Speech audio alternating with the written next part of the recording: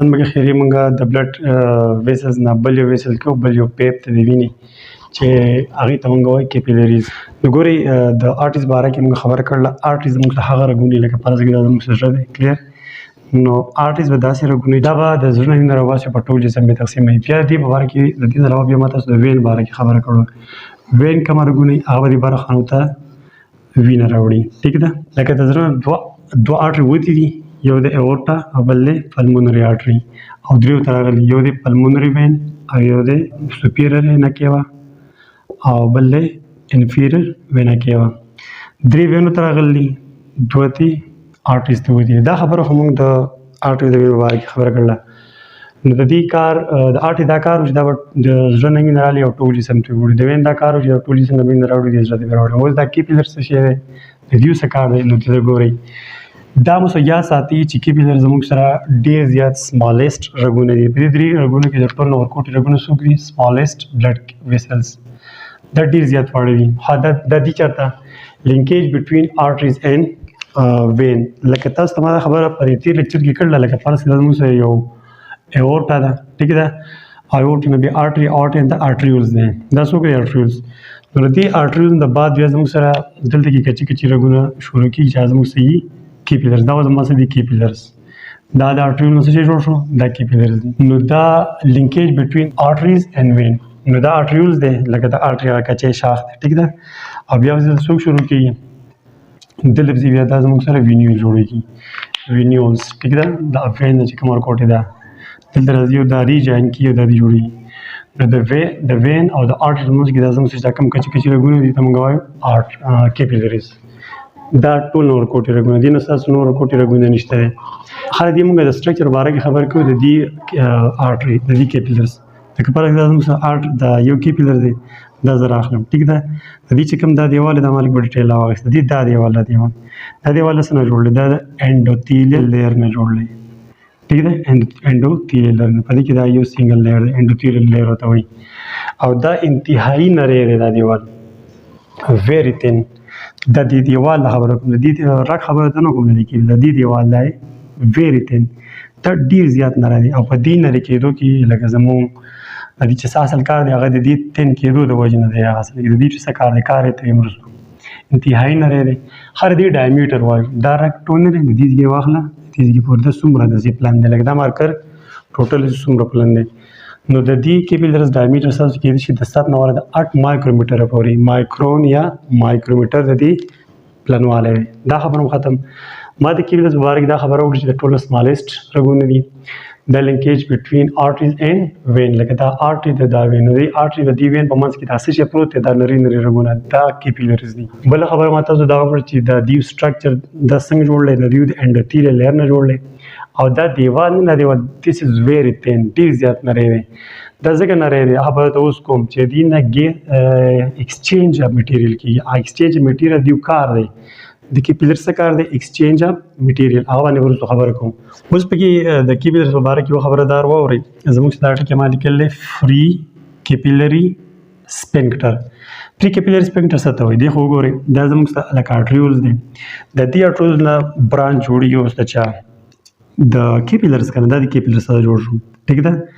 دا کیپیلرز لیټ سپوز تاسو په کوم نو دلته کې په دې آرټریوز یا په دې آرټری باندې دلته کې د مسل نه جوړ یو پټای یو سو دا غوندګی دا دې تمګو دلته کې سورې شان جوړ یا سورې کنټرولې کولاوي باندې.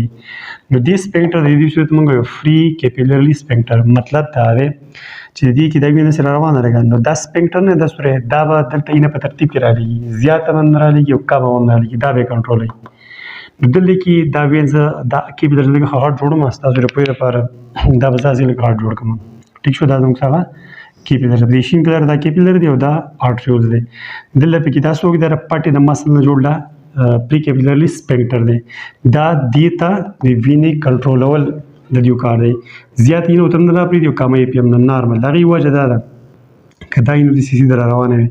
نو دلته خو د وینې پریشر لږ زیات دی کنه، چې وینه دلته کم شوه په طریقې را لګي نو پریشر به کم شي. چې پریشر کم شي نو راځي اوس موږ د کیپیلرز کار وایو. د دې کار فنکشن موږ څه د کیپیلرز ایکسچینج اف میټیریل.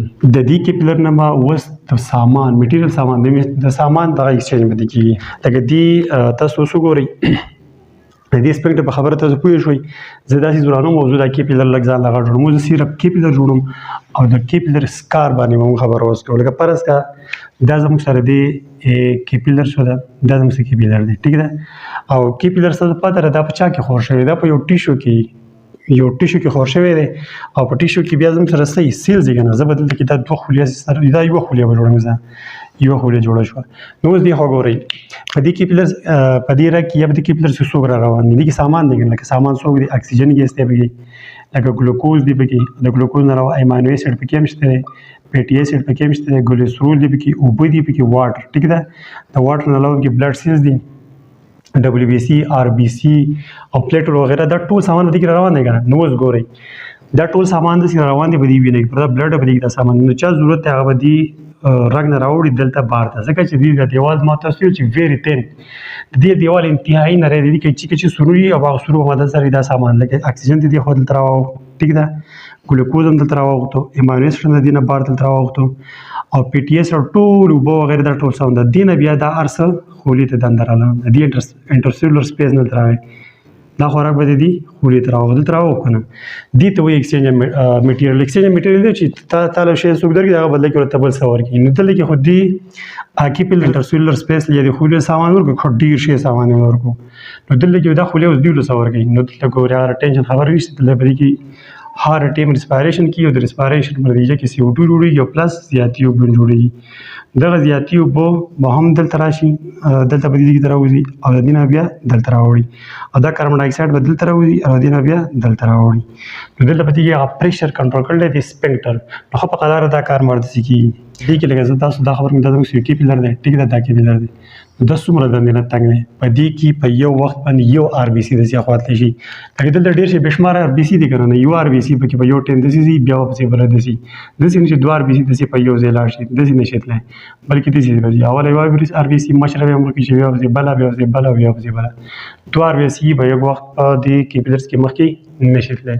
کلیر ته دومره زیات تنګ رګ دی دغه کیپیلرز. نو په دې کې چې کومه سامان نو دا اوس واورئ صرف په دې دومره سامان لکه په دې بلډ کې چې سره روان دي A to Z دلته کې صرف آر بي سي اخونه شي وروختی نه به وراوړي. که د ډبلیو بي سي ضرورت ډبلیو بي سي راوختی شي، که پلیټلیټ ضرورت هغه هم راوختی شي، اوبه راوړي، اکسیجن راوړي، ټول دلته راوړي، دې نه بیا خولي ته راوړي که نه دا راوځي، آر بي سي به نه راوړي. نو دا زموږ سره ټوټل خبرې شوې د کیپیلرز په باره کې. کیپیلر څه شی دی؟ د ټول ورکوټي رګونه انتهایی واړه، دومره واړه، دومره تنګ دي چې په یو وخت کې چې دې کې مخکې نه رواني یو آر بي سي به پکې په یو ټایم تللی شي، د بېلورو په شان داسې لکه دوه ډبل آر بي سي دې کې نه شي تللی. یوه مخکې روانه ده، لکه دا آر بي سي یوه روانه ده، دا بسې بیا ورځي، لکه دا دواړه آر بي سي داسې دواړه یو ځای نه شي تللی، یو آر بي سي بیا دا دومره زیات تنګ دی. د دې ډایمیټر ما تاسو ته ووایو دا څومره دی داسې. نو دا کیپیلرز مختلف کیدای شي، د 7 نه د 8 مایکرومیټره پورې دي دغه دی دا ډایمیټر دی. بیا موږ د دې سنګل دیوال دا خبره کوم. دا دیوال د دې ډېر زیات نری دی او په دې کې بیا داسې کچي کچي شان سوري دي، ډېر زیات نری او ډېر زیات کچي سورونه. نو په دې نري کېدو د وجې نه بیا د دې نه ښه ښکلی کېږي ایکسچینج میټیریل. ایکسچینج میټیریل څه ته وایي؟ چې لکه دا کیپیلر کې څه سامان دی هغه به انټرسیلولر سپیس او خولي له ورکړي او خولي نور څه ورکړي. دا بیا مخکې د دې CO2 دي اوبو مونه به دا شی خورور بیا لږ لږ وینه به ډي اکسیجنیټ کېږي، ځکه چې اکسیجن دلته راواو او CO2 ته راواخلو نو خو به وینه ډي اکسیجنیټډ بلډ رواني. دا کیپیلرز به خو بیا څه جوړوي؟